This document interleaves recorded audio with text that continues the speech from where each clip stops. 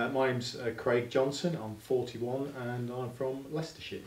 Craig, I've seen you here before, haven't Yes, I was fortunate enough to complete in 2013 and some maddening part of in the back of my mind decided to apply for this year and luckily enough got selected, so yeah, very excited about it. So you're pleased to be back? Very much so, very much so, Yeah. it's like a second home almost.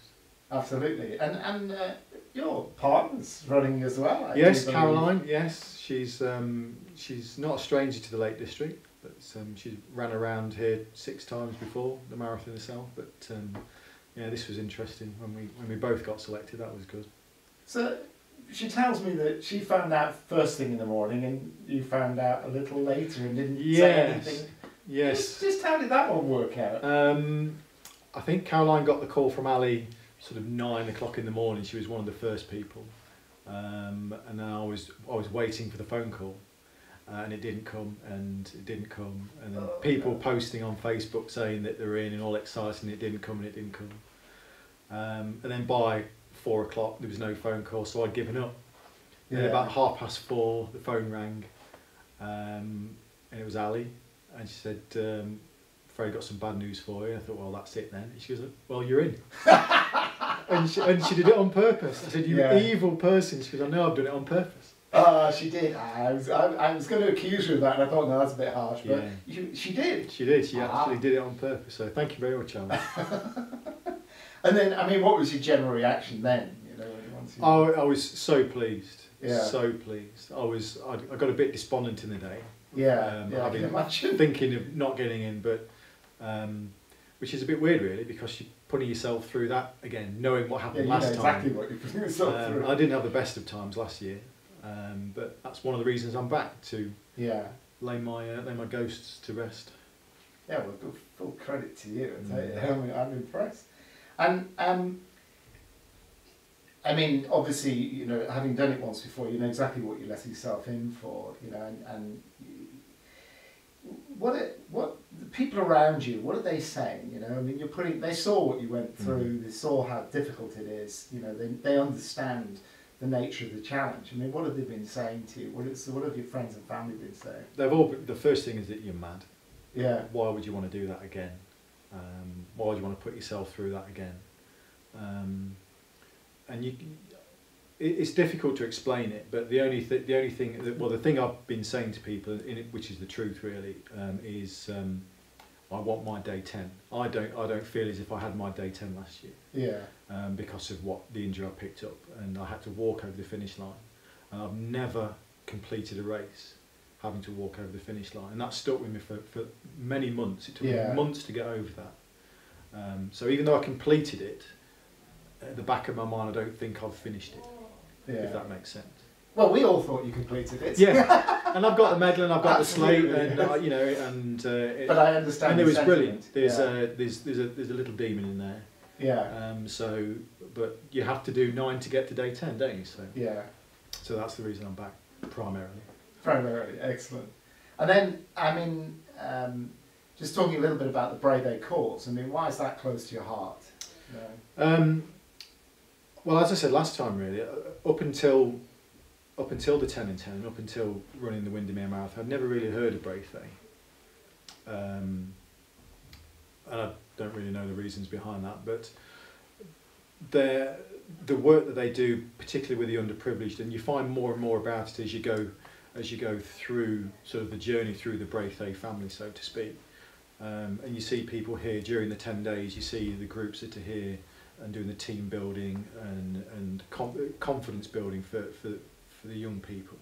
You know, they do have a voice and they can make a change to their own lives. And if it wasn't for Braithwaite and the work that they do, then where would they be? Where would those young people be?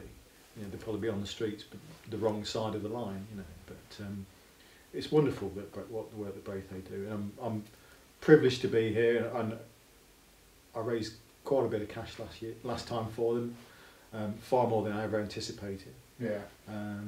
Hoping to do that again. So people have to dig deep. Absolutely. And be genuine. Yeah, definitely.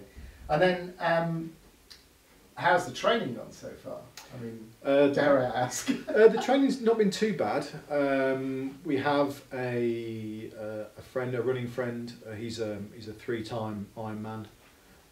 He's sort of our coach. Yeah. And to be fair, he's keeping us pretty much on the straight and narrow, because I'm sort of champing at the bit, wanting to get the miles in. But he's kind of pulling his back, but in a good way. Yeah. Right. He's saying, you know, it's not about now, it's about May, and it's about arriving May fit and healthy and well and with no injuries. But it's going well. I mean, the mileage is down on what I did previously, but I'm not carrying any injuries, which I did before, so something's working. Feel well, feel pretty fit. Are you looking well? Yeah, I feel not bad at all. I mean, I have to say that that's certainly one of the comments I hear from Joss Naylor quite a lot, which is get to the start line injury free. Yeah. And that must be one of the primary goals, you know, as well as putting the miles in. But absolutely. And then when you're looking forward to May, you know, when you think about starting, what is it you're most looking forward to? Because I mean, you know pretty much what you're letting yourself in for, but it's going to be good to see how the group gels this time. Well, it gelled well last time, but how the group get on with one another. It's all very interesting because there's so many different personalities. You'll have the people that are very upbeat and the quiet retiring ones, and everyone in between. And last time I thought it'd be a bit like Big Brother in a way, that everybody's in a room, but it's not like that at all. You don't tend to see them, and you see them at breakfast and you see them at dinner time, and then that's pretty much it. But I'm looking forward to that. But I'm looking forward. Day 10 is my goal. Yeah, that's what I'm focused on this year, is to get to day 10 in a state to where I can actually run down that runway and run across the line. Yeah, we can see that objective. And what are you most worried about? What's the injury, I suppose. You just don't know. You could trip over, or you could go down a pothole, and then it's all over. But that's the only thing that I'm really worried about. The unforeseen. Yeah. The training and the nutrition and the fitness you can have a control on, but the unknown, the injury, it's always at the back of your mind. And then the final question, which is always the hardest, well, it may not be the hardest actually. If you, again, looking forward to May, if you could sum up how you feel in one word, I stress the one word, what word would you choose? Determined. Determined, yeah. Yeah, I can see that. This is a day 10 issue, isn't it? It is, very much so. It's a day 10 issue, and you're going to nail that. Yeah. Well, best of luck with the training. Thank you. Really look forward to seeing you out there again.